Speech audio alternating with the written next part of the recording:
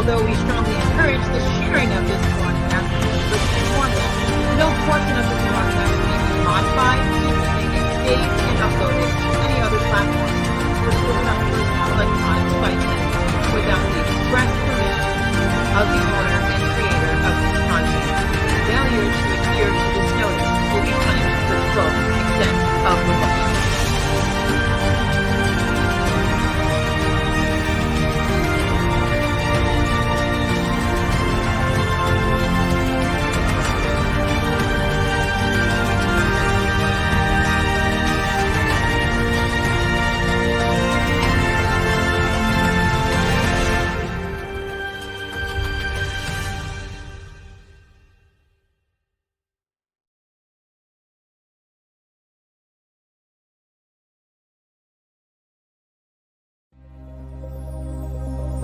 Hello and welcome to the Punished for Protecting Live broadcast with your host, Francesca Amato, national expert in the Americans with Disabilities Act, domestic violence and child abuse advocate, best-selling author, and founder of Punished for Protecting Incorporated. We welcome all of our viewers watching on Facebook via Punished for Protecting News and the CPS News Network. If you're watching on YouTube at Punish No More and Free to Protect, be sure to like, subscribe, and hit that bell icon. You can also find Punish for Protecting News on Rumble. Now, without further ado, here is your host, Francesca Amato.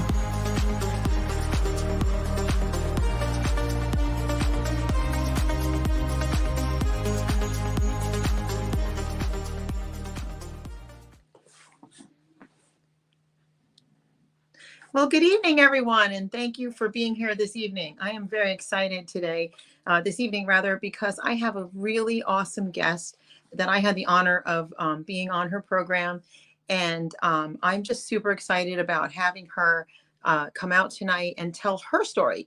She is the founder of Slam the Gavel, and that is really awesome to me because not only is it a really cool name, but she has interviewed countless people who have gone through the family court debacle. And I was very impressed with her work. She's the author of 2 books, and we're going to be let me just show you these books on the screen. We've got her very first book, which is Dismantling Family Court Corruption, Why Taking the Kids Was Not Enough, and a second book, Cry Out for Justice, Poems of Truth, by Maryann Petri. And again, she is the host of the program Slam the Gavel. And without further ado, I am bringing out Maryann Petri. How are you tonight? Very good. Thank you so much for having me on. Oh my God, it's an honor to have you on. And I have to tell you, see everybody that's watching right now, Maryann has such an awesome radio voice. Oh, no. It sounds so great. But I wanted to talk to you about several things. I want to give you an opportunity to tell America your story and what led you to writing these books and also doing the program Slam the Gavel, which is such an amazing name. We do want to slam that gavel down on these judges. Oh, thank you. So, well, in my case, the judge never slammed the gavel. When there was disruption in the courtroom, when the judge ordered that my ex have full custody, and everybody on his side of the pew started jumping up, laughing, whooping, clapping, and cheering, he didn't say order in his courtroom. He didn't slam the gavel. Why? What? Because he was friends with the opposing attorney. They were BFFs. They worked together for quite a couple of years in the DA's department, like they all do. So I thought I would write this book as a handbook for people going through this. People have called it a torture chamber. I think that's a good description of this arena of hell if you choose to enter it. I did not choose to enter it. Other people get dragged into it, like myself. No one sees this coming. Right. So I thought, why not write a handbook on it? It's like 150 pages of just some guidance as a pro se. And also, also lawyers can put parents in a really bad position and make things far worse. Mm-hmm. Right? And so it's just, I had to go pro se. I ran out of money because I racked up charge cards into the 30s, $40,000 that is I can't rack up anymore. Right. So I just took matters into my own hands and just learned how to write motions, things like that. And I just, it just wasn't ever going to be the same. My kids were older. They were like 13 to 14, 14 to 15. So they were almost getting to the point where they were going to be aging out soon, lucky for them. Mm-hmm. But still, the judge put them through hell as well. Yeah.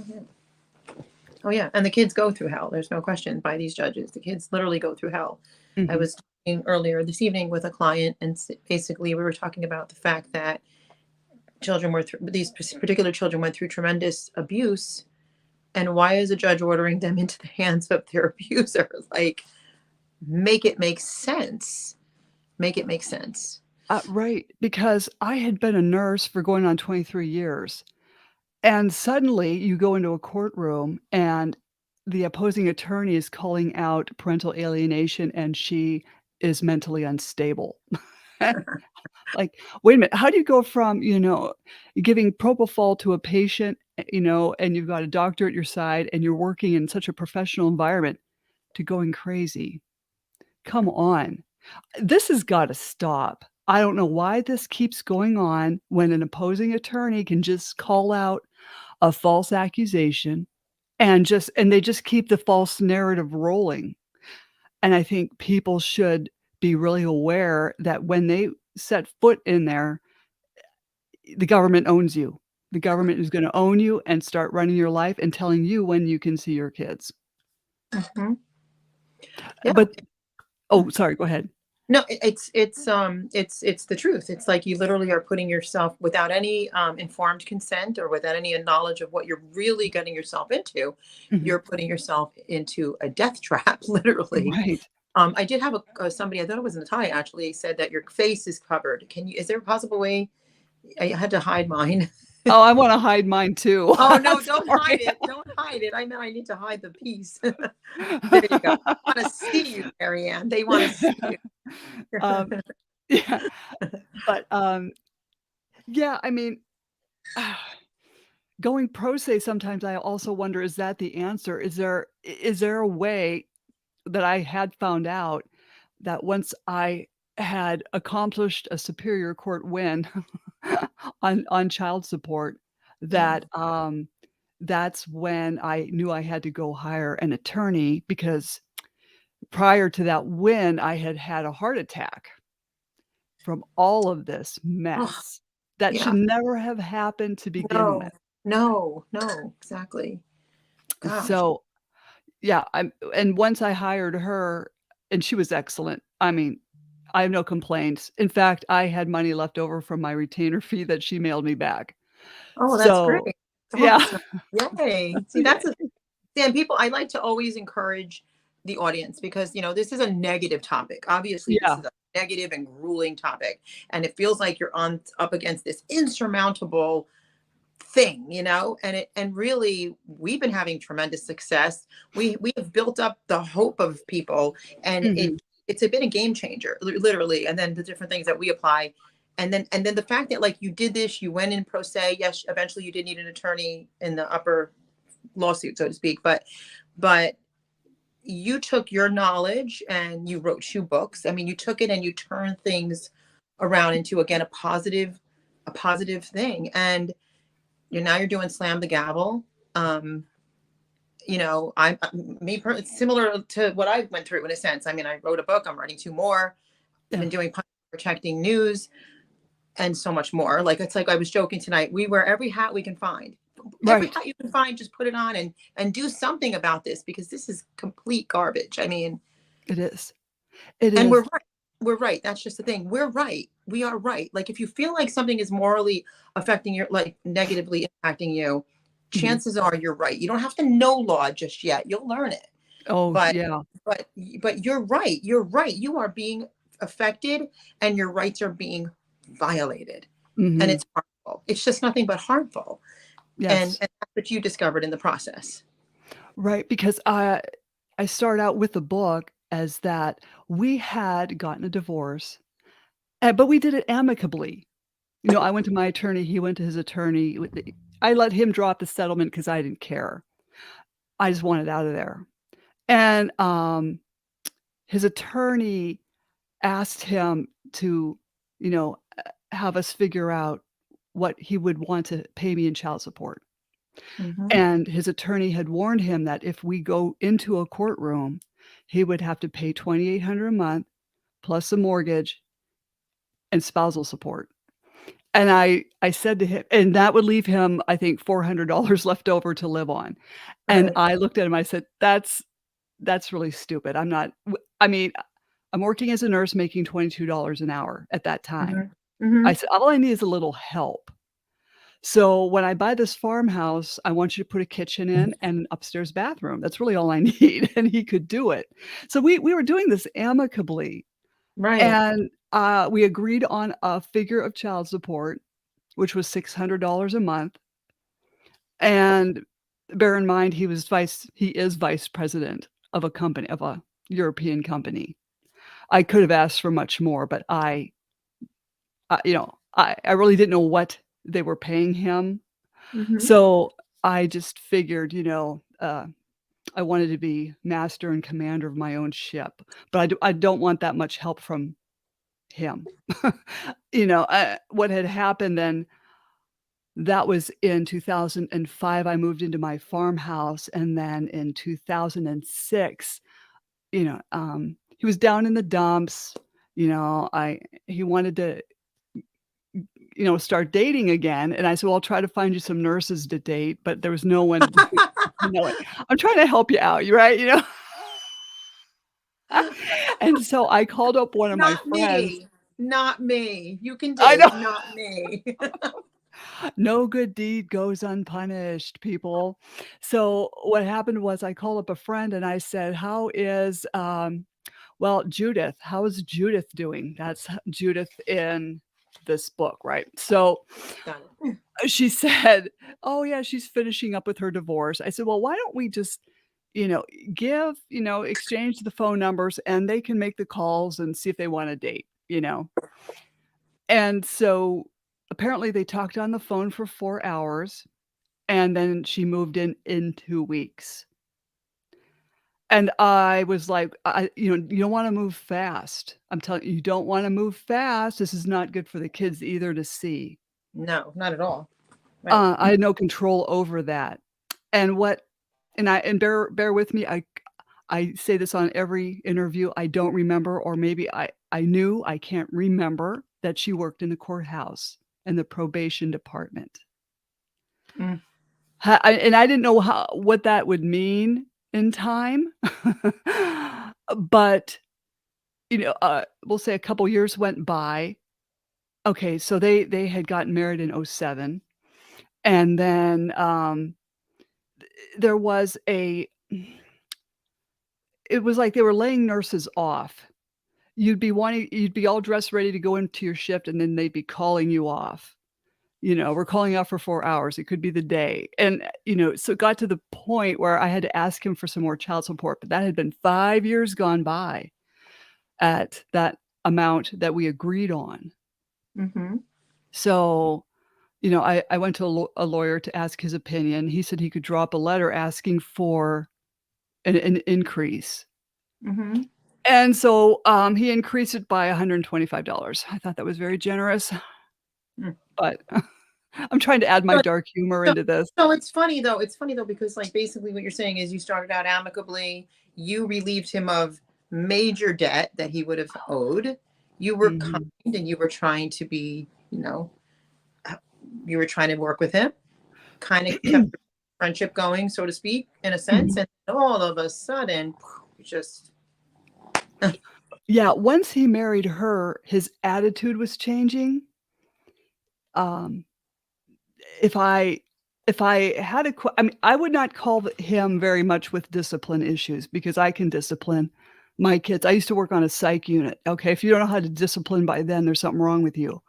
But once in a while, you've got to make that call because sometimes kids need to hear a male voice that Mhm. is a guttural, "You listen to Or us," just, or or "You just lis." confirmation that this is what I'm saying, and now here's the support. Mhm. Very difficult when you secondary, especially teenage years. I mean, Oh, whew. yes, yes, and, and there was a time I remember back when we were amicable, I called him up on the middle child, and he drove over, and he had a key to the house, so he let himself in, and he ran up the stairs to the kid's bedroom, and he reamed him out. Mhm. And then he just walked out and locked the door and, everything was fine. Then, he marries this woman who enjoys her job at the courthouse. And, his attitude was just, got nastier and nastier. And then, for some reason, I was on the phone with his wife, and she said, "I know a lot of people at the courthouse, and I'm friends with all the judges." This is also in transcript. That's horrible. That's just it's horrible, and that's A a big, and I'm big super element naive. going on me. Yeah, Mhm. I mean, this went, like, right over my head, like, I don't know what she means by that. I mean, I really didn't. Mhm. And then until she said it again, and believe it was the following month on my front porch. Absolutely, it's not just a threat, but it's so unethical and terrifying for people that are watching to know that the very thing they're not supposed to be doing is what she just said. Right, it's a veiled threat because she also threatened Well, me not with the just that it's state. a threat, the judges are not supposed to do that. Right, That's right. it. Huh. That you talk She about also. this man. That's Right, completely 100% a no. yeah. And the thing was she also stated, "I know all the state troopers at the police barracks." Now this wasn't helpful Well, because there's your I proof, was right around the America. corner. Yep, there's your proof, America. If you're wondering what's going on in your courthouse, there's There it proof. is. If you want Yeah. to think that they're ethical and they want to, they're not doing what you think they're not doing, they are. No. They're And doing the it. scary thing I heard was when I was interviewing an attorney, he said the clerks have more power than the judges in Hmm. the courthouses. He said, "Close your eyes and look at a courthouse head on. What do you see? You see two different areas. The clerks are on one side, the judges are on the other side, and the clerks have more power than the judges." And you know what? After what I've been through, he's right because she must have judge shopped and attorney shopped to find the right perfect storm.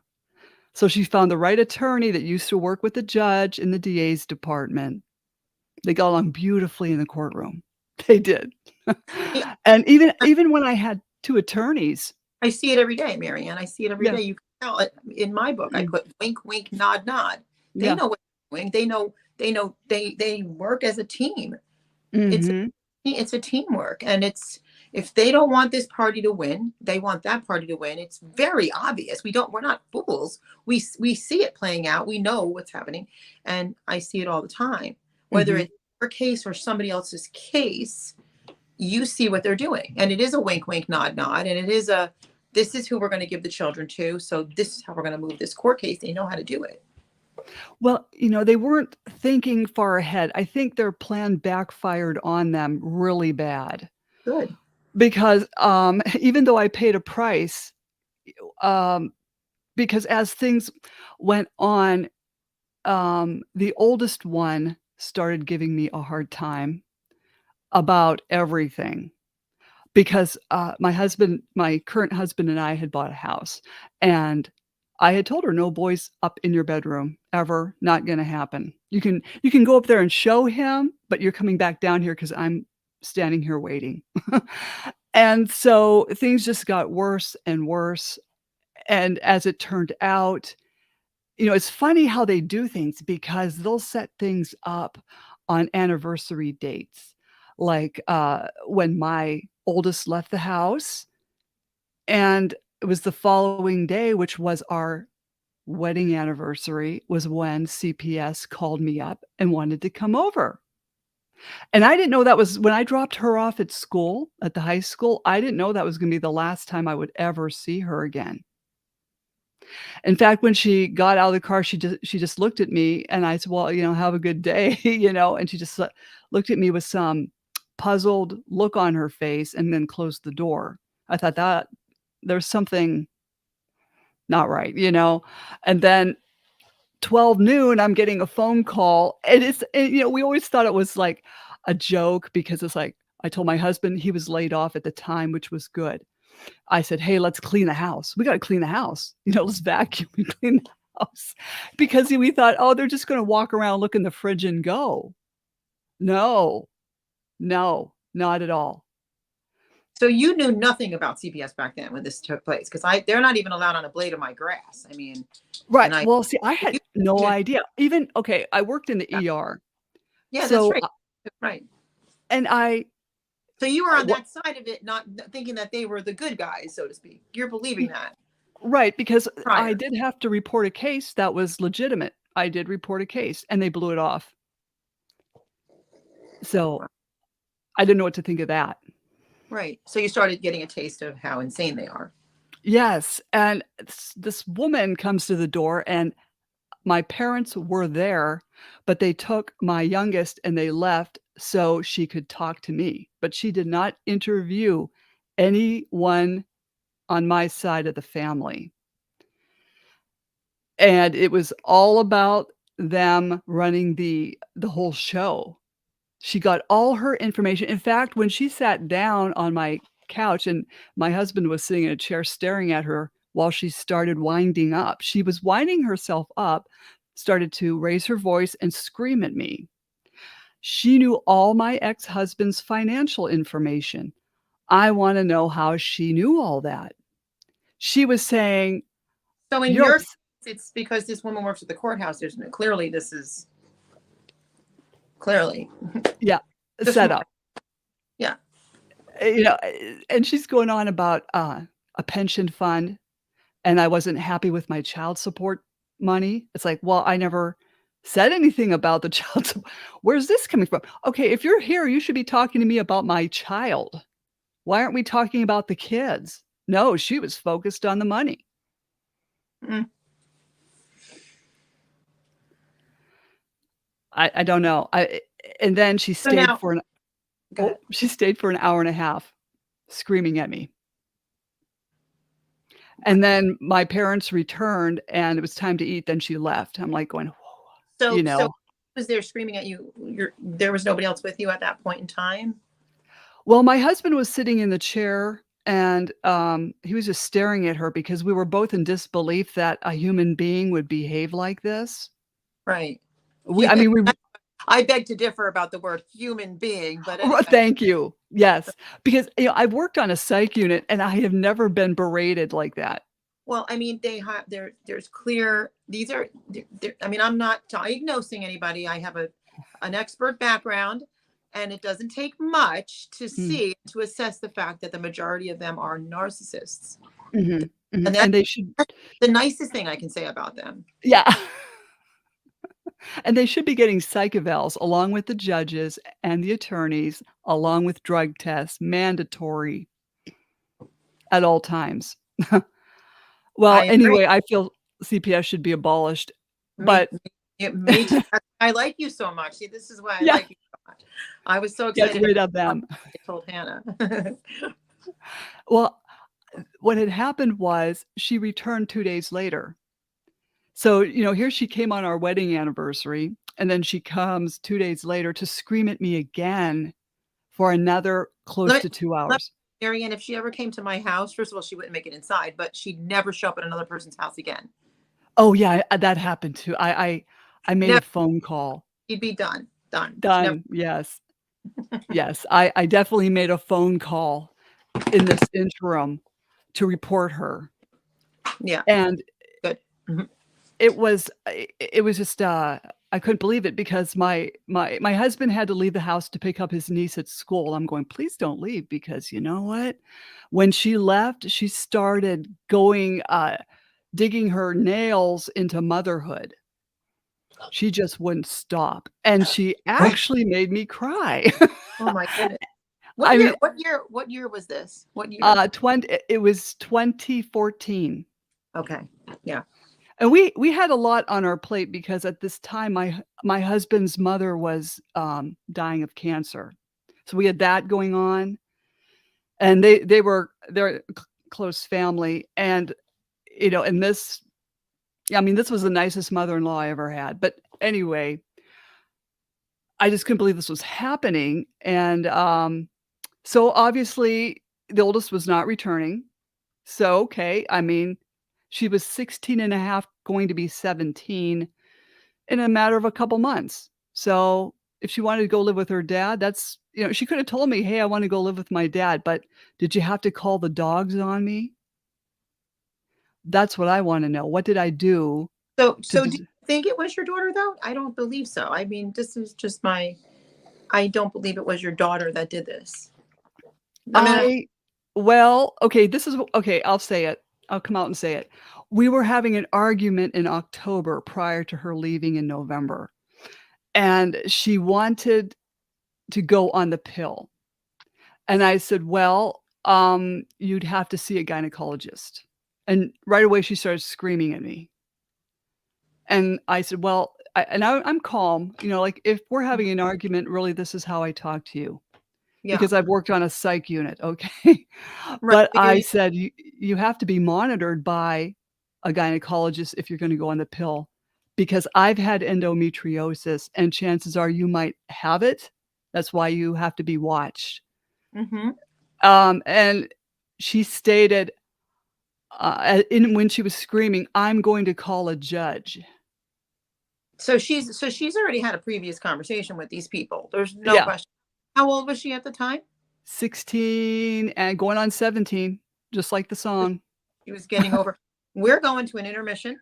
It's gonna hit us in a second here. I just want to pre-warn you. I'm not gonna cut you off. But Okay. to the audience, guys, we'll be back with a lot more of this story and the awesome program, Slam the Gavel. We'll be right back after a message from Punished for Protecting Incorporated. Each new generation of protective mothers is shocked when they first go to family court and find it doesn't favor single mothers and is willing to jeopardize children.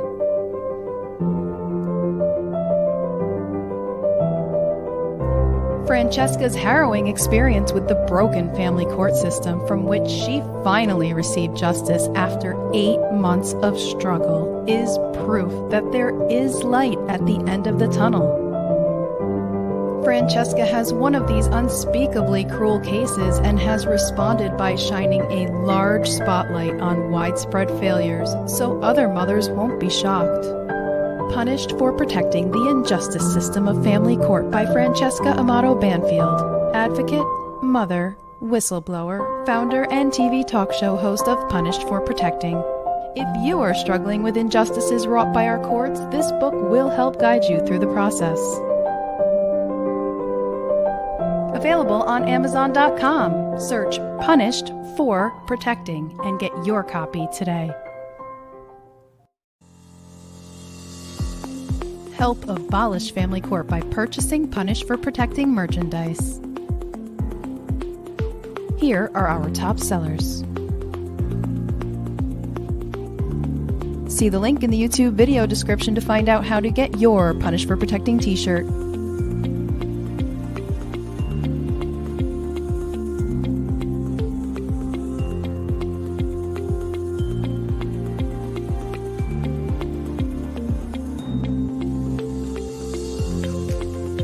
Get your high-quality Punished for Protecting t-shirt while supplies last, and let everyone know that you stand for justice. Are you being re-victimized by the family court system? Do you need help with your case? Go online and book a talk with Francesca. Go to punished4beingAparent.com/book-a-talk. Fill in your name, email address, and message to Francesca. Someone will get back to you within 24 hours. Francesca and her staff of volunteers continue to work tirelessly every single day for parents and children who are in need of their help. There have been multiple success stories, including Francesca's, which gives hope to others in similar situations.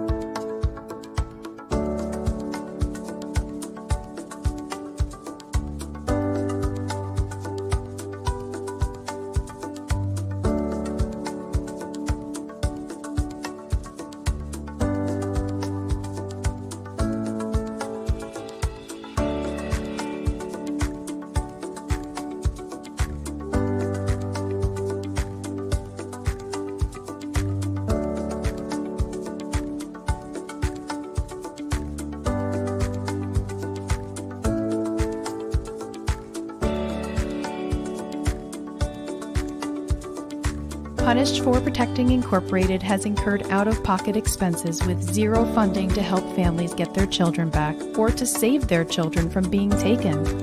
We also have provided funds to help with retainers, food, lodging, and travel. We really need your help so we can continue to provide our many services. Any amount is greatly appreciated. If you'd like to donate or sponsor a family in need of help, go to Cash App, Free the Children. And now back to our broadcast.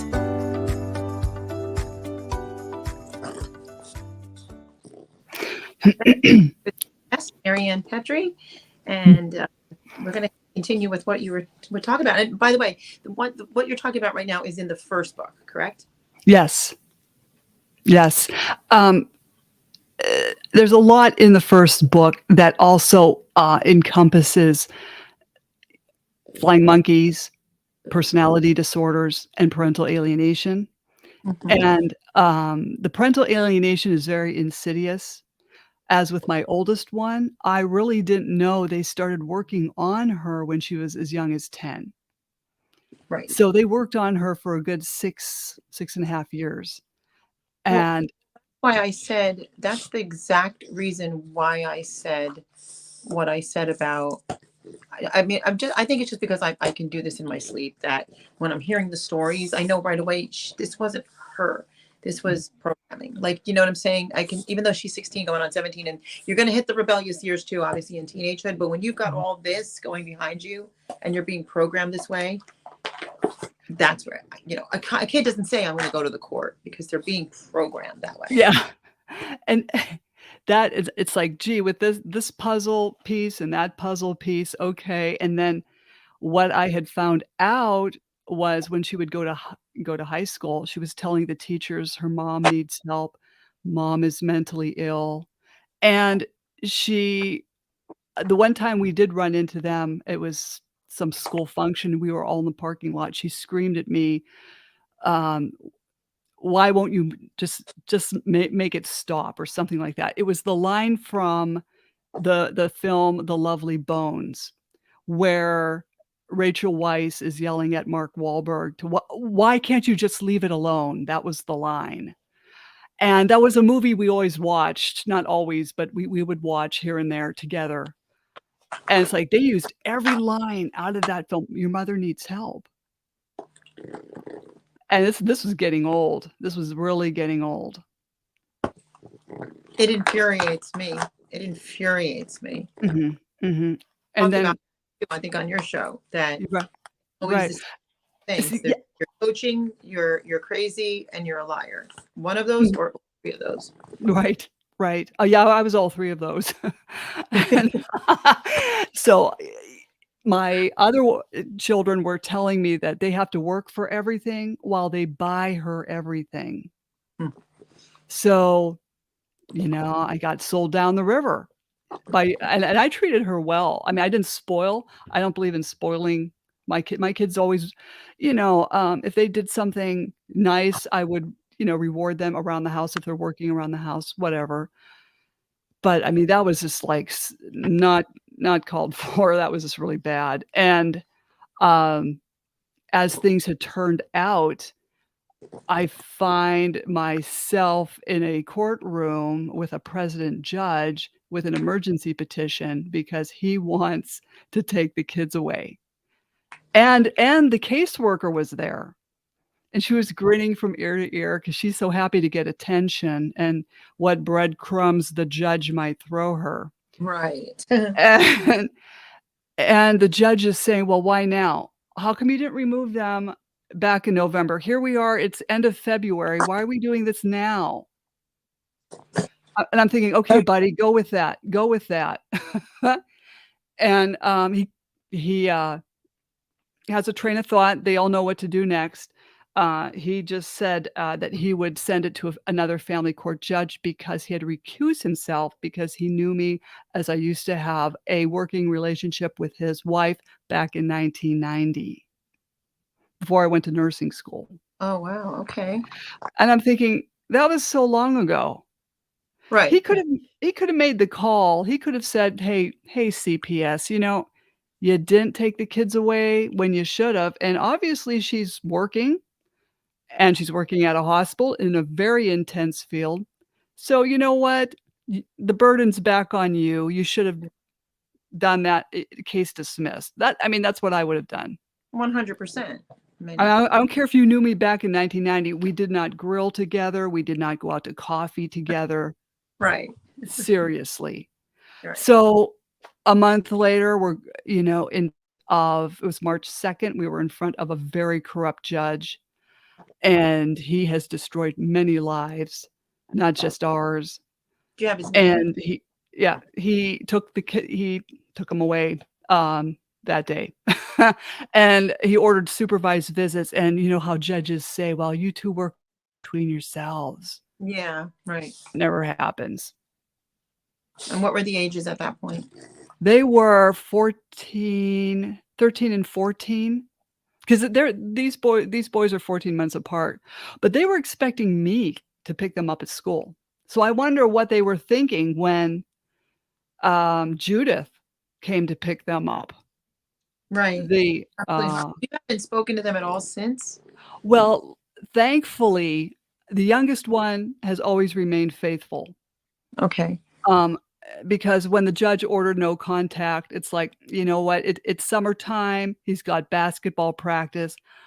I know he's been sent there without a water bottle, snacks, and I don't know what the coach is providing. So I would go there in the summer and bring him water. I mean, Maryann, it's the trauma alone and what you've been through. And to have to go through this and to have like all these years with your children, and then your regimen and your, the mommy's heart, where you're, like you said, you're making sure they have water, you're making sure they're not cold, you're making sure they're not hot. You're watching the detail of their life. You care about everything.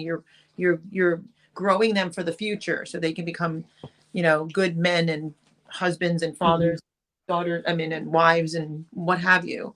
Yes. And then all of a sudden one day, yeah. And the middle one took this extremely, I'm sure the youngest one took it extremely hard too, but the middle one, they were really messing with his mind. Of course. However, the one point this is how ridiculous these courtrooms are. Mm-hmm. He had messaged me on Snapchat. I'm like 40-some years old, end of my 40s. I don't know how Snapchat works. I still don't know how it works. All I get is this flash right in front of me. It lasts 3 seconds, it's gone. It was like, "Hi, Mom, I love you." And apparently what the I can't call her stepmother because I'm not dead, but what she was doing as I was going through the transcripts was she was telling the judge that she was looking at how the kid was putting in his passcode to his iPod. Then she'd rip it away from him and she would try to enter in those same numbers or whatever he was entering in. No wonder he had high intense anxiety. What was this for? Well, she could not have kids of her own, so she was coming after mine. Well, I mean, I can get into all the psychological makeup of everything I'm hearing. Like my bells and whistles are just going off on this case because, when we hear stuff like this and we're working on a case, we're doing everything we can to prevent this and stop it. Now, if the shoe was on the other foot, Mm, Things yeah. wouldn't, this would be stopped dead in its tracks had it Yeah. been, done properly. But someone by the name, by the way, of Daryl said, I That's hear, my husband. oh, hi, Hi, Daryl. Daryl. But yeah, and Francesca, had I known you back in 2015, where Yeah. were you in 2015? Well, exactly. I Yeah. said that before, and it's like, I could have used you then, because I'm telling you, when we walked out of the courtroom after the whooping, clapping, and cheering had ended, Oh, because my lawyer said, "Just wait. Just let them go first and get out. Then we'll leave." And we're leaving, and there is Judith talking to her sisters that have the '80s hair that's really, and she's crying to them. And my lawyer looks at me and said, "What does she have to be crying about? Like, they right. won. Why are you crying?" Yeah. Yeah. And so, we had other court appearances that you get hauled into, Mhm. and there was a time we were leaving the courtroom again, we were in the hallway, and I wish I would have realized that, they were taping, they had video cameras, right, in these hallways. Right. And I went to hug my middle one because I had just yelled at Judith, "You stole one, you're not stealing the other two." And I went to hug the middle one because he was standing there, and Judith comes right up into my face as I'm hugging my son and bugs her eyes out.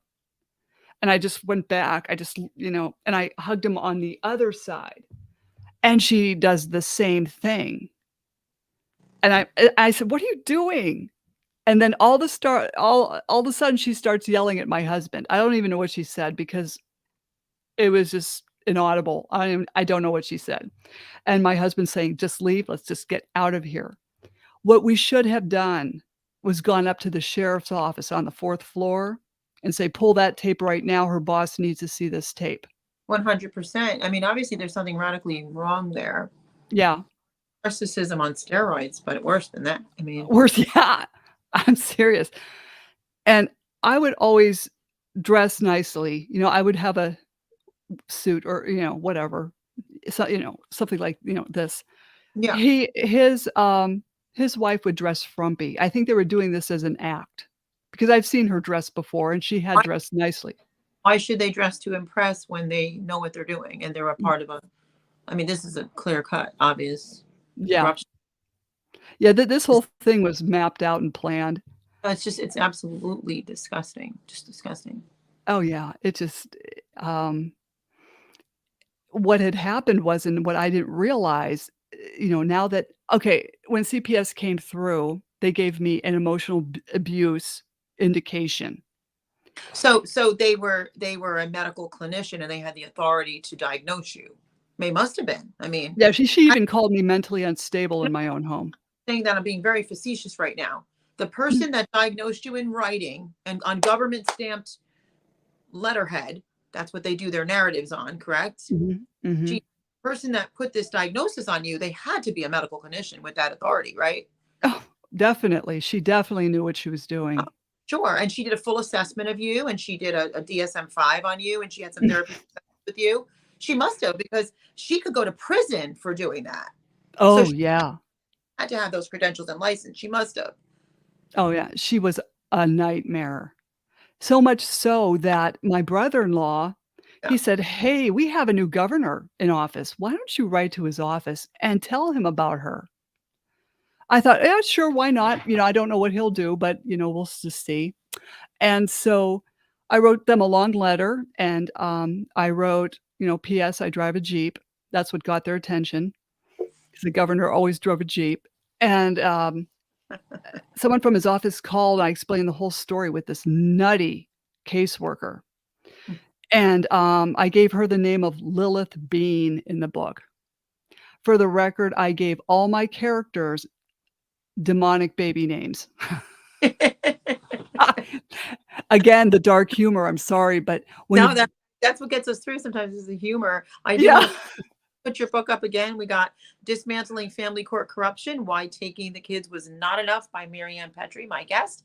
Second book is Cry Out for Justice, Poems of Truth. Were you going to read a poem too tonight? Or Oh, if you want me to. I do. And My book fell. so while she's looking that up, she's also the host of Slam the Gavel, which we're going to talk as soon as she's done reading this poem. We're going to talk a little bit about her program and what she's been doing, interviewing families. Okay. Oops. Sorry about that. Can you still see me? I bumped something on my, I don't know what I did. Oh, we can see you. Okay. It's called CPS Lies. I didn't realize I compiled a bunch of poems, but sometimes I'd wake up at 2 in the morning and I would start writing a poem. It would just come through me. I don't know. But this one totally is the caseworker. The caseworker with the Dr. Seuss hair came to your house without a care, with frivolous accusations and lies, ready to destroy your children's lives. Anonymous phone call, who could it be? An axe to grind, as you can see, waiting for the right time to step in. She doesn't care that lying is a sin. Family court ready, there she sits, proudly by the judge, smiling like shit-eaten grin. She lies to and fro, ruining your family just like so. With deceit and slander, she runs her mouth as you watch your case heading south. Perpetrator on the stand, she repeats. The judge already assumes you're a deadbeat. Your reputation destroyed, you've lost your job. The caseworker tells your kids you're a slob. The other parent has much to gain. Not paying child support, now you're in pain.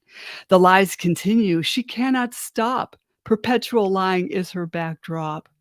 Now she will move on to someone new, to destroy their family for something to do. Well, I can tell you, when the governor's office called, I let him know what was going on. And then I didn't know if anything would happen. Weeks went by and I didn't really hear anything until I called the head of the caseworker saying, I casually asked if anyone had called in. He said, yes, the governor's office called and shook up the place. He said, the caseworker was demoted. I said, oh, you mean you gave her a nice desk job and you promoted her, right? He goes, no. He said, I would not call it a promotion. Good. And I'm going, okay. He actually said she's not fit to work around people. Well, good. I want to tell you that poem, you're now my new favorite person. Thank you. So are you. Yes, let's abolish them. Abolish family court. These people are scum. And don't let them in. Just don't let them in at all. And there are ways, guys. I just want to just tell you, and I don't know if Hannah's still in the chat, kind of moderating this, but there are ways to stop them. We are infiltrating the courts. We are taking over. We are putting them in their places. I've seen judges shape up. I haven't seen them all shape up. There's a lot of corruption. It's still there, but a lot of shaping up there's been a whole lot of shaping up going on. Oh, yes. Your second book, Maryann, and then I definitely want to get into the Slam the Gavel, but your second book, Cry Out for Justice. And also, how can people get these books? Oh, you can find them on Amazon, Kindle, Apple, Barnes & Noble. Okay, so Amazon, Kindle, Apple, Apple, Barnes & Noble. They can also get it off my Dismantling FamilyCourtCorruption.com website. Okay. I'm sorry that I didn't have that up on the screen. Oh, I'm sorry. I should have given, I don't think I gave that to you. It's Dismantling Family Court Corruption, Why Taking the Kids Was Not Enough. And Maryann just read a poem from Cry Out for Justice, Poems of Truth. But now, guys, for the really, really cool, not that that's not cool enough, but Maryann is doing a program with an awesome name, Slam the Gavel. And Maryann, you have been interviewing a lot of people. And I have so many questions. I don't even think we have enough time for them because, you must have, did you learn a lot by like meeting all these different people and hearing their story and, kind of like carbon copies, but throughout the country and counties and so on? Yes. Yeah. It's like everybody's story is almost the same, different scenario. Yeah. I've also interviewed people that have gone through child sexual abuse. A variety of topics, people talking about personality disorders and narcissism and the types of narcissism, I interviewed a retired FBI agent who also worked on a movie set for SVU. I can't remember. I can't think of the name. um, I've interviewed attorney Rob Bilott, who did the movie Dark Waters about the chemicals in the water. So that was interesting. I try to do a variety of things so people aren't like, oh, it's her again. It's family court stuff again. I want to make it a little bit more, a variety of things. I interviewed attorney T. Matt Phillips over the weekend, who let me know that a judge he was suing committed suicide. So, things are changing. Things are And changing. oh, Mhm. yes. Somebody asked And how can I get in touch with her? I just want to just kind of get that on the screen real quick again. I'm not sure if she means me or you, Maryann, but Maryann, if you want to give your way of people getting in touch with you first, and then oh, sure. You can contact me on my dismantlingfamilycourtcorruption.com, uh, dismantlingcourtcorruption.com. And if we can get it, or that would be great. But dismantlingfamilycourtcorruption.com. Go ahead. I can give you my personal email. I don't mind. It's Maryann, P as in Paul, ETRI 3 @gmail.com. Okay. So, yeah. And then for you guys, it's go back and watch this video. It's also in the description, but the Yeah. video and it's in the description. And actually, there's stuff on Maryann in the description too. I forgot Mhm. about that. There is a Yeah. bunch of stuff in the description. Oh, and I forgot to tell you when the book came out, Go Bailey. We want Oh, the video to stay up. yeah. Well, Everybody look. yeah, yeah. What I said to attorney Matt, I said, "Wait, moment of silence." So I just, like, looked around, and then I went, but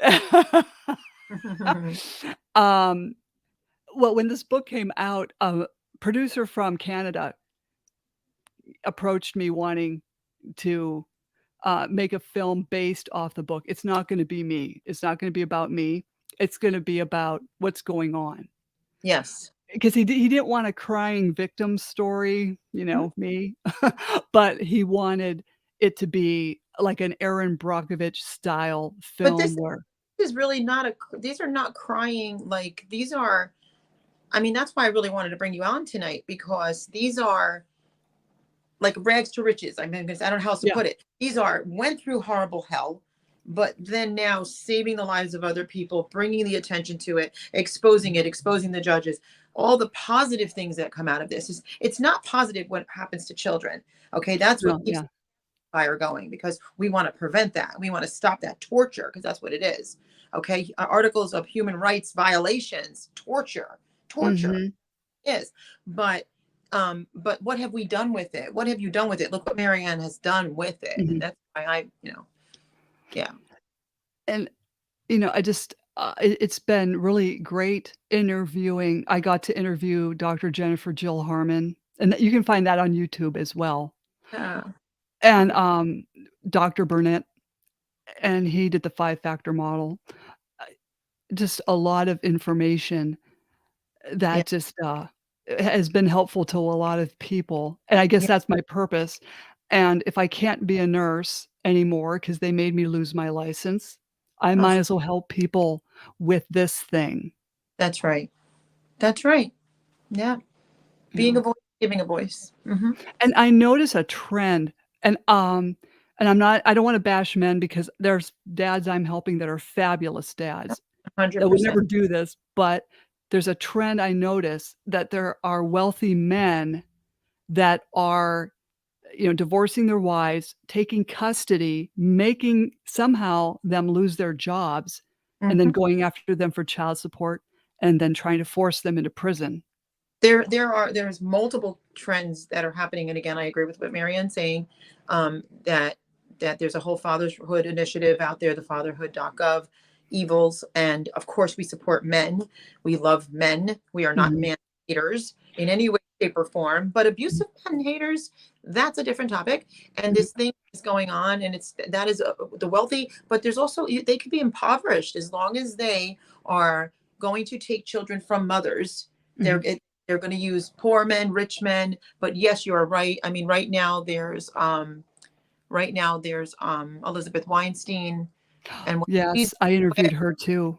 that is insane. Mm. Um, and so it's multiple. And then if you read my book, like also what I went through, um, uh, there's Yeah. multiple father bullcraps going around. Okay, I Oh, don't know yeah. how, we'd have to get into a whole other, a whole other interview on that.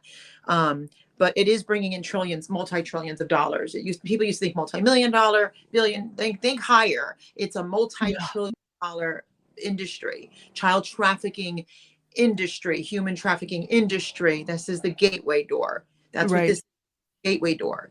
Okay, the right. border and the stuff that's coming in and the stuff that's going out, and the we're not talking about human life and nice people. I'm not talking about ethnic backgrounds or anything like that. I'm talking about the drug cartel, and I'm talking about the sex trafficking cartel, and I'm talking about the child trafficking cartel, and the things that are going on and how it's all infiltrated in our country. It's very multifaceted. So there's a whole lot with that. But yes, Mhm, 100%. You and I are on the same page with that. mhm. Right, Yes. and it just, It's to Lizzie in jail and now the psych. Yes. Yes. Yes. yeah, this is what they do because they just call out, "You're mentally ill," or "She's unstable." I remember in the courtroom, the guy that did my psych eval came in, which was very nice of him to do, and he shot down the opposition. They didn't have a leg to stand on. And the final question that the opposing attorney asked was, "Well, has she, gotten worse? Like, have I deteriorated?" That's what it was. "Has her mental health deteriorated?" And he goes, So wish I "No." started that because I would have destroyed them. Oh And my god. it's, Yeah, there's a disclaimer, not physically, legally. yeah. Okay, complete violations of federal codification laws. Yeah. But, I did get even with him on the witness stand. It was pretty funny because he was saying, "Are you gonna report me over this? Are you can find some way to report me because you reported my wife." My answer to this, the question, I mean, the statement about Below and Glenn High, and I love Glenn, but my answer to this, or my statement to this, is why shouldn't they? Why shouldn't they? They're the mothers of the children. Why shouldn't they? That's when we had a saner theology back then. That's why. Mhm, Anyway, go ahead. mhm. Yeah, and he said, "Well, you reported my wife, you gonna report me?" I said, "Well, let's see how you do today," is what I said on the witness stand, because I had reported him to the, US Supreme Court Disciplinary Board multiple times, his wife multiple times, other attorneys, once. And so, he said, "Well, you, reported, the CPS worker to the, and he was trying to look at the name, and I said, "The Honorable Thomas Wolfe." And he was very dramatic. He always used arm gestures. And he goes and he, like, totally puts his head back and he yells, "Who is this Tom Wolfe?" And the whole courtroom burst into laughter. Like, I couldn't even hear anything up there, but the lady, the stenographer lady, she had pretty pink lipstick, and she's looking up at me going, "Yeah, you got him." She was smiling at me, and I just thought, "Oh, yeah, I put you in your place. Oh, yeah, it was so worth it in some ways." But it got to the point where even my counselor said that this is more of a vendetta. Like, the opposing attorney doesn't really care about his own client. He just wants to go after you now. She said, "What is up with that? Why is he behaving like this? Why is a child support judge behaving like this?" Narcissists. Mhm. I mean, what's the one thing, if you were to sum up a narcissist in one word, it would be, well, maybe not one word, two words: no empathy, right? No Right, compassion, human, like, what I'm saying. So right. why would they do this, and why has it become a vendetta? Because generally, people with this type of narcissistic behavior or characteristics, they had some kind of an early on Mhm, abuse, or where they felt helpless themselves. Now, some mhm, people become more empathetic and they become more normal people. mhm. Someone just called me. Oh my goodness. Sorry about that. That's okay. Normal people are going to care more about others, not want to see the same pain happen to somebody else, right? But a Mhm. narcissistic personality, they just want to hurt others. they'll get jobs so that where they can hurt others. They'll become police Mhm. officers. They'll become therapists. They'll become, I'm not knocking all, obviously, but like they'll become fathers. They'll become mothers. Mhm. They'll become something that's going to hurt another human being. That's a Mhm. sick place to be. They'll become judges. They'll become Uh-huh. child attorneys. They'll become guardian ad litems. They'll Oh, work for CPS. yes. And it's always Yes. under the guise that we're here to help you. No, no. No. And No, then people said yeah. power and control, power Mhm. and control. And, like, hurt people, but these hurt people choose to hurt people. You know? It's like, stop. It's there's more I think there's more personality disorders out there than there ever have been. There are. Hmm. So I don't There know are. if you're noticing a trend in that too. It's to see like Oh, there's more of them. oh, 100%. And 100%. And it's with what I do, it's like protecting the rights of people who are injured through psychological injury through the court system and abusers and so on and so forth.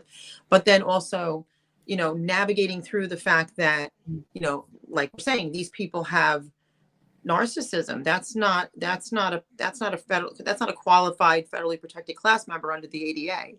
Mhm. Okay, that's a psychotic behavior. Mhm. Okay, that's completely different. So, and then people are in positions of authority to take your Mhm. children away. No, yeah, Oh, it's but yes, I'm it's seeing. Mhm. yeah, it's insane. That whole courtroom, it needs to go. And also that poor woman Lizzie, that whole thing is Heartbreaking. yeah. Well, he was definitely a very wealthy man. That's controlled the whole narrative. Oh yes, and ran the show just like mine was doing. Yeah. And it's just it's scary because I always told nurses that I would be training, I would say, "If the mother-in-law hates you, give him back the ring and run." I don't Right. care how great you get along with him. I don't care how great the sex is. Give him the ring back And and run. run. If Yep. you if the mother-in-law hates you, hates your religion, whatever it is, just give the ring back and Right. go. He raised him to be that person. Yeah, I mean, you're better off being alone than to deal with something like this later on down the road. 100%. 100%. We're seeing more and more children, though, coming out of the gaslighting and making a healthy decision and staying with protective parent and realizing and waking up and putting the other parent in their place. We're seeing Mhm, that happen. The Fathers' Rights Organization would love to say that every single child in a single home ends up in prison, abusive, doesn't have a job, can't read, doesn't know how to eat with a fork. They really yeah, like to take this place, and we're definitely what a disgrace to even how dare you even disrespect people like that. That even fathers do excellent jobs when like the mother dies or the mother's right. on heroin, and what an amazing job. Children definitely fare better in a one family, one parent, Mhm, consistent, stable, loving home, providing home. Okay, yeah, that's not the ultimate. That's not God's best for our families. That's why they're created mom and dad and husband and wife and all that. But unfortunately, in today's world and the way things are, when a relationship doesn't work out, why should children be with an abuser? Why should they be in therapeutic visitation with a sex offender? Like, why should they right. therapeutic session with an abusive parent, or what have you? Why are the questions. Like, how dare you make these decisions? Again, narcissist. It's a Mhm. narcissistic system. In fact, like, I'll give you a quick story, was, one of my kids, totaled his vehicle, and the state police showed up, the fire department showed up. Sorry, but my other kiddo came to the scene and told the state trooper to F off. The trooper told him to stand down. So a Hmm. couple minutes later, he goes back up to the trooper and tells him to F off. I don't know why. I wasn't there. Um, but I thought that whole scene over long and hard. I mean, I called the state police and because I'm thinking they're thinking, "Who raised this kid? What mother would let their kid talk to anyone like this?" So I called the police up and I said, "Hey, I just want you to know I'm very sorry about his behavior." the trooper was very nice. He goes, "I really appreciate that. I know the trooper you're talking about who handled that. He would love to hear this." I said, "Well, I'm gonna tell you, these kids were taken away from me based on false accusations and lies. I was not allowed to raise them. Had I raised them, he would not have gone up and told the trooper foul language. Right. Would not be happening." Would have been respectful. Right. Yeah. Known. Right. So Yeah. No. it's a big mess, and if you can avoid the courts at all costs, do it.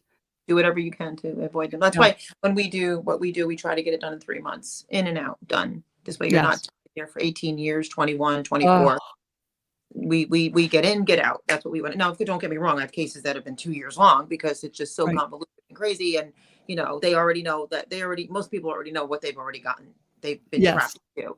Okay. But that's why we try to get in and get out and get it over, or at least put so many monkey wrenches up that they don't really know Yeah. where to go anymore. You ever know how to play chess the right way. Mhm. But going back to Slam the Gavel just real quickly, and Yeah. where can they watch it? How often do you air that kind of stuff? Like what? Oh, I air all the time. It almost every day. Oh, wow. But I'm on Spotify, Anchor FM, iHeartRadio, Apple iTunes. I'm on other platforms I don't even know about. But yeah, it's weird. One popped up, I didn't know where it was out of. But it is reaching people and it is reaching judges. Right. So Right. Yes. That's one of the things I really love is that, I'm in the courts all the time. So I'm yeah. generally there virtually and all over the country. And the judges know who I am. Not always. Sometimes they have no idea, which Mhm. is it's very interesting to watch the dynamic.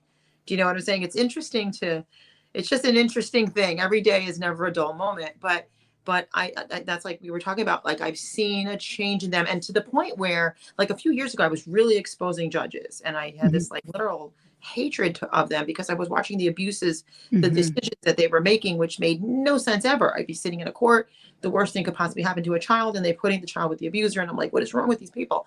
What we're seeing Oh. a lot more now is these judges shaping up, which Mhm. that's definitely a step in the right direction of a system that I want to see completely abolished. Right. But Right. Hannah and I have been talking about this a lot. And what we're seeing now is that the judges are trying to shape up and give equal, proper justice. Okay. But the attorneys are keeping it a poop show. The attorneys Oh, are yes. provoking, and not that they weren't, but before it was like everybody. Now it's like you're getting a little bit of, you know what I'm saying? You're getting a little bit more balance, even though the system's corrupt and it shouldn't even be existing. People need to be Yeah. arrested for these actions. This Right. is just insanity, you know. But it's funny though, when you see some of the court system, although it's been built on fraud, but when you see some of it act properly, and you see the way our laws are supposed to be and how court is supposed to be, like a judge is supposed to be a referee.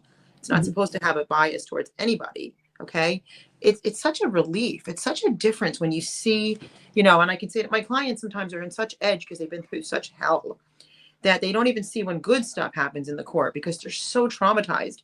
But because I'm there and I'm observing, and certain things are being applied, and you've heard some of the interviews we did on your show where people Mhm. were like, yes, finally the judge did this and finally the judge did that, you know, but some of them don't even see it happening because they're so traumatized. All they Oh, expect yes. is negative, negative, or it's just going to come. It didn't hit me yet, but it's about to hit me next. And this is the stuff that's like, this is critical injury, critical abuse to families and children that is Mhm. not healthy for our nation's future. So Mhm. it is an urgent matter that these courts get shut down. And I do not believe in any way, shape, or form that they should be like years ago reform. No, they need to go. And what we need to do is what I'm working on, which is a holistic family practice center, where we can virtually and people can go through a holistic healing process and an educational process of what's best for their families by their own decisions, not by somebody deciding for them. Okay. Mhm. And Mhm. then when you have a person that's abusing children, it's handled properly with accountability in a criminal court. And they Right. stay away from children unless they really do the work and they get the help they need. Okay. Not these people that are out there getting children while they're abusing them. That Mhm. just, this is a no-brainer. This should have been done Mhm. a long time ago. A long time. Yes.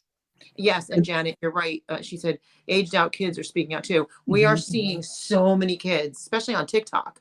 We are Mhm. seeing foster kids screaming out the judges' names, telling people what's happened, and they're in the millions. They're viral, super Mhm. viral. That is very true. They're speaking out, and I'm really grateful for that.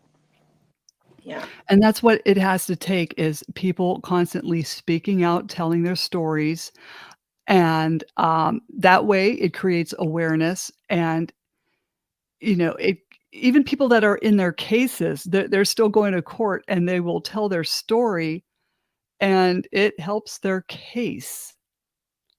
I mean, I can't there was one I really I can't speak to yet, but I know it's helped a gentleman's case. I had him on twice with his 2 different attorneys, an attorney from Florida and then one from New York State. And I can tell you his name because the podcast is out there. It's Jim Schock with, Amy Cosentino was his attorney in Florida, and then he was on with Anna Avalone from Florida or from New York State. So, they helped him get done what he had to get done there, but he's still in the battle. But, it just speaking out, does help. I think, people say, "Well, gee, should I come on this and tell my story even though I'm in court or what?" And I say, Oh. "Well, is your case in the shitter?" And they'll say, "Yeah, it's really bad." Well, then, it's your call. Hmm. Have your attorney come on too. Yeah. There's only very few times I tell them not to, but there are some times when I tell them Mhm. not to. Although I'm a very big, obviously, believer in telling your story and getting them exposed. But there's certain times because I think I'm seeing a little more positivity in the courts Yeah. where things are starting to move right, where it's like, okay, don't piss off the judge now. Right. Like, I don't Right. care if you piss off the judge, piss them off because they're already pissing you off and they're pissing on you. But when I Mhm. see that they're doing the right thing, well, don't piss them off now because now you're Mhm. like heading toward a win. So now I don't Right. want to, but I want to, like, I definitely want to encourage a judge that is really trying to Right. do the right thing. You know what I'm trying to say? Because God forbid the system doesn't get abolished. We want to start pushing them all and bringing in more judges that are going to do the right thing and not Right. be that person that's out there just using the system to hurt people, and you know what I'm saying? So that's about the only time. But if they continue in their actions, let's expose them. Face, name. I have no problem with that. Matter of Right. fact, I'm excited to do that. And I love exposing judges. That's what I do. So, Right. I and thought all.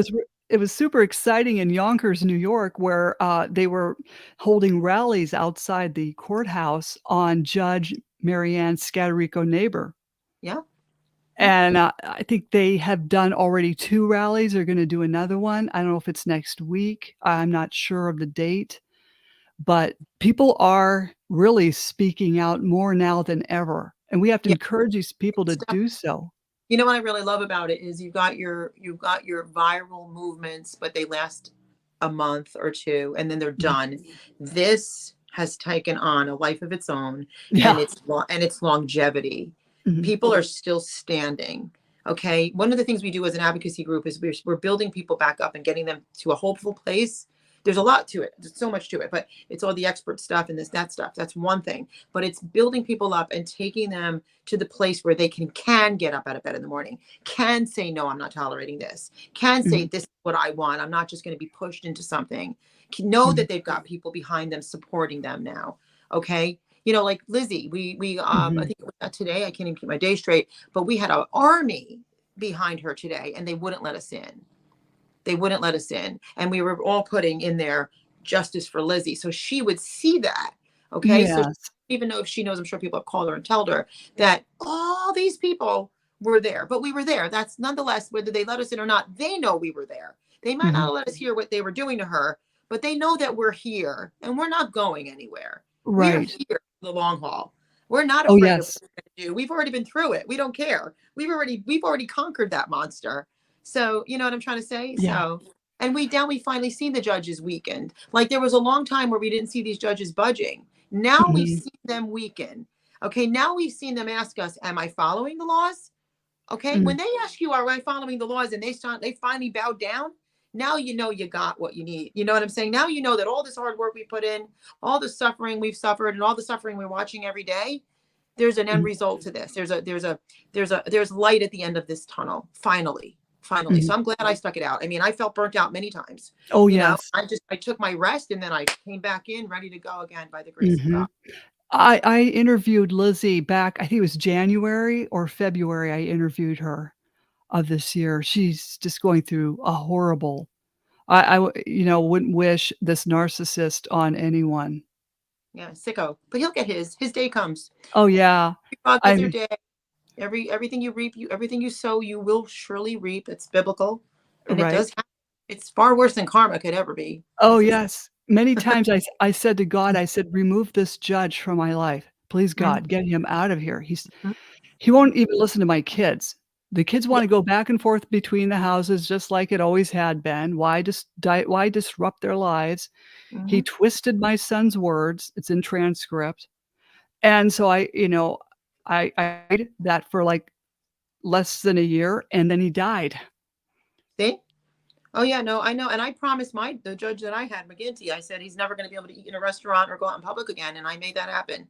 It Yeah. was millions viral, best-selling book, and then on top of that, it ended up millions of people saw it in the New York Post. So his Mm. face is out there. So I made it happen. Like God made it happen. God made it Yes. happen. I don't take Yeah, credit. don't lose your faith in God because God First and will. foremost. Yes, because and I'll tell you one other thing is at my son's birthday party when he turned 16, we were singing happy birthday to him, and he just gets out of his chair and he yells, "I hate my dad's big, fat, ugly attorney, and I'm glad the judge is dead." Oh my And, God. a kid shouldn't have to be Right. put Shouldn't have to. through Yeah. uh, you know? Yeah. I mean, I was bummed out I didn't have it on video so my husband could see it because he was working out of town to make up for my salary that was lost, Mm. you know? Mhm. So, from the time, he and I married, which was in 2011, Mhm. by 2012 to 2013, things were going downhill with the court the ex and his wife and the courts. So they were trying to make our marriage miserable, but luckily they didn't do that. Mm. Well, Maryann, I'm really grateful to have you on. I know we're going to be on with your show the 23rd with Hannah, and that's going to be a Yes. humdinger. Yeah. Be good. And I really am grateful to have you guys. You can literally get her books on Amazon, Apple. What'd you say Barnes& again? Noble. Barnes But, and Noble. yeah, and Kindle. And Kindle, and then you can watch Slam the Gavel, and definitely watch it on the 23rd, right? You're not live Yes. though. You're actually we pre-record, and then it gets aired on YouTube and Yes, whichever and on yeah, and, well, my launch pad is Buzzsprout, but Buzzsprout. you can find it on Buzzsprout, but Buzzsprout shoots it out to, you know, Yeah, Apple and every place else. right. So So that's awesome, and I look forward to coming back on. We got some plans for you on the 23rd, me and Hannah. Oh boy, oh oh, boy. good. Yeah, yeah, we're saving it up. We're saving it up. So Can so I you can I ask you a question? sure. Okay, when It you does go not have to into have two podcasters on the same show. Go ahead. Oh, yeah. Well, when you go into the domestic relations unit and you want to take a friend in there with you, how come even if it's an ADA advocate, they won't let them in, how come? They're not allowed to do that. They're not allowed to do that. Why do they do the things that they do? Because they're either ignorant or they think that their policy is Trump's federal codifications and law, and they can't do that. So get basic, very basic. Okay, Articles Mhm. of Human Rights. Okay, I believe it's 7, but I'll double check. But Articles of Human Rights says that your rights are your rights no matter where you go, right? No matter where you go, they don't go away. Okay, Mm. so they cannot do that. So now you have a wheelchair. Why would you not be allowed in with your wheelchair? Why would a judge have to say, I can grant or deny that person to come into my courtroom, which is actually the people's courtroom, Mhm. They wouldn't do that, right? They wouldn't grant or deny a wheelchair access or a Mhm. ramp or a seeing eye dog or emotional support dog or whatever accommodation you need. Why would they say, where do they think that they could deny the right of you or I or somebody being a federally protected and qualified federally protected class member under the Mhm. ADA and the ADAA? Why would they say I have to grant or deny access of an ADA advocate or have a policy, practice, or procedure that says you can't bring somebody in? Now, sometimes they like to say, well, there's confidentiality. Now, first of all, our courts are supposed to be, this is also an article of human rights. Our courts are supposed to be based on trust. It's supposed to be public trust.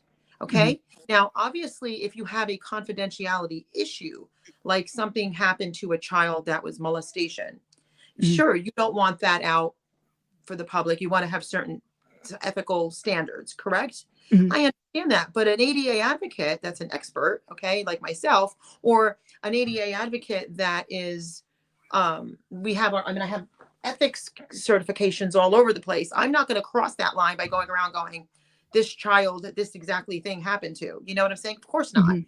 So that would be like the only time where there'd have to be, you might have to sign what do you call it? You might have to sign a disclosure. Uh-huh. I mean, an but other than that, absolutely no way on earth can you leave somebody's crutch out.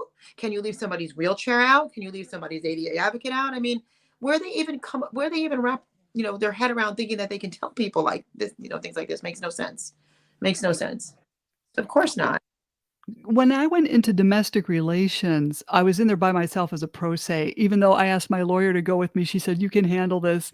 You've done great this far, and plus you don't wanna pay me to do the drive," which is true. But anyway, when we were in there, and it was a quiet period of time, we were waiting for something, because the ex was not cooperating with paperwork. The, referee said to me, "I know why you got your kids taken away." And I looked at her and I smiled and I said, "Right, through false accusations and Mm, lies."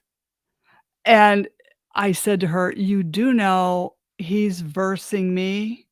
And she goes, "What does that mean?" I said, "He," I pointed, "is versing me." mhm. And she goes, "Oh." Well, then I had to call her boss up the following week and let him know she made that offhanded comment. Hello. Oh, yeah, and he was like, "Oh."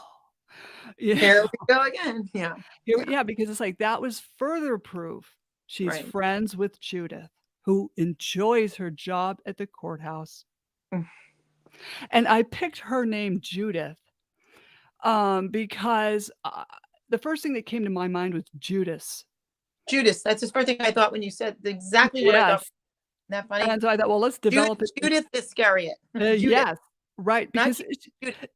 yeah, she was like a distant friend, a distant acquaintance, but I Hmm. thought I could trust her when I set them up on a date, you know what I mean? I wouldn't set him up on a date with someone who is It's an just crazy. It's just if you can only see what the devil has planned. right, In right, the I want to respond to Tammy's comment about we don't have our rights. That is not true. Don't mhm, ever tell people we don't have our rights anymore. You are born with your rights, okay? So the articles of human rights, you are born with those. There is mhm, no taking that away from you ever, okay? mhm, And they are violating them. And same thing with the Constitution. That is in existence, no matter how many people they try to deprogram and program a different way, telling them that this is non-existent anymore. That is not true. So don't mhm, preach that message. Preach the truth, okay, and then learn how to fight for those rights that belong to you that you shouldn't have to fight for in the beginning. You shouldn't have to fight for anyway. They're mhm, there, and shouldn't have to fight for them. right, We do have to wrap this up tonight. okay. But it's been wait, I could interview you for days. Maybe we'll probably bring you back on. Okay. But I appreciate all that you're doing. Everybody definitely, go watch Slam the Gavel and get those books. And again, thank you so much, Maryann, for being on. It's been a pleasure having you on. And I appreciate you interviewing me, and you're doing so much work, and I just wish I knew you in 2015. Oh my goodness. We can do some post damage though. Just remember that. Always. Yes. Yes. I am.